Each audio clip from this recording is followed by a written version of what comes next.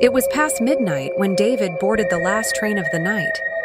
The station was eerily empty, the kind of silence that settles deep into your bones.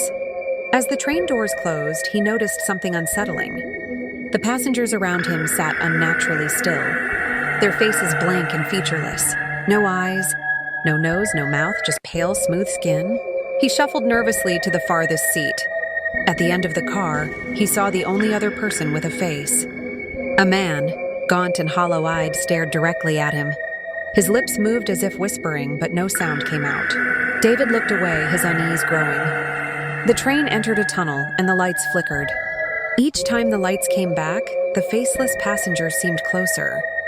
Their heads tilted slightly as though watching him, despite having no eyes. David's pulse quickened. He turned to the man at the end of the car. The stranger's lips parted and he hissed, "You're next."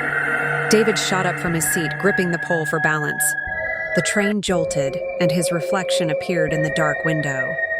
At first it was just him, but then his reflection smiled. It wasn't his face anymore. Blood seeped from the edges of the smile, dripping down the glass. Desperate to escape, David ran down the car. He glanced at the ticket in his hand. It was burned. The words "no escape" barely legible.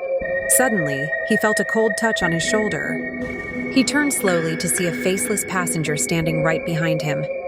Its head tilted to one side as if curious. Then it raised a hand and pointed toward the window. David looked outside. There was no cityscape, no tunnels, just an endless void, black and yawning. His breath caught in his throat as he realized the train wasn't stopping. Ever. The faceless passengers began to rise from their seats. Their movements were slow but deliberate, like puppets on strings. David stumbled backward, crashing into the man with the gaunt face.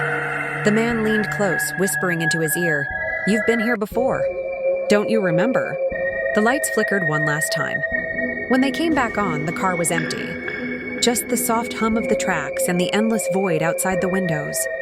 No one ever saw David again. But every so often, passengers on the last train swear they see someone sitting at the end of the car, a pale figure with no face, staring out into the void,